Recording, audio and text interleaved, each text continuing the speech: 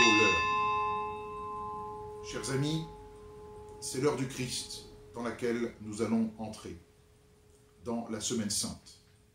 Cette heure que le Christ a évoquée au tout début de sa vie publique, à Cana, premier acte de sa longue aventure qui devait le mener au Golgotha, lorsque la très sainte Vierge Marie lui avait dit qu'il n'avait plus de vin et que le Christ lui avait répondu « Mon heure n'est pas encore arrivée ».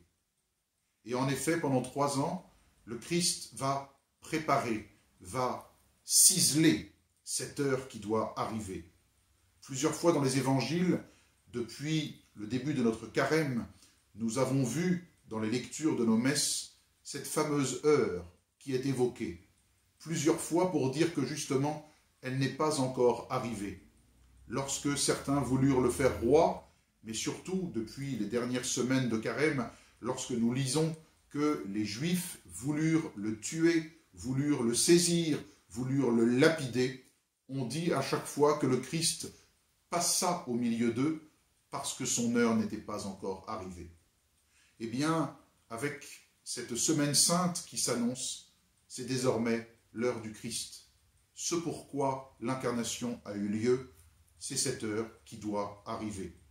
Nous allons entrer lentement, doucement, mais en même temps avec force dans cette dernière heure du Christ qui va durer finalement plusieurs heures, puisque ce sera le temps de son agonie, le temps de sa passion, le temps de sa crucifixion. C'est cette heure à laquelle je vous invite de vous associer dès aujourd'hui et dès maintenant.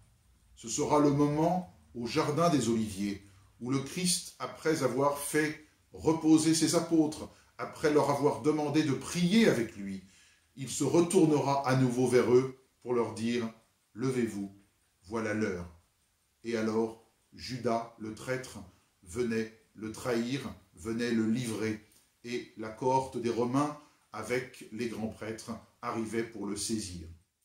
Chers amis, en ces temps si troublés, je vous invite très sincèrement, très pastoralement, à vous saisir vous aussi de cette heure du Christ, à entrer dans l'heure de la Passion. Unissez-vous avec votre missel à tout ce qui va arriver, à toute cette belle liturgie dont, d'une certaine manière, vous allez être privés, mais aussi grâce à votre prière, à votre lecture, vous pourrez cependant vous associer. Unissez-vous à cette heure qui vient. Levez-vous, voilà l'heure. C'était l'heure du Christ, c'est l'heure de l'Église, c'est donc votre heure aussi qui va commencer. Unissez-vous à l'amour que le Christ va montrer en ce temps de passion.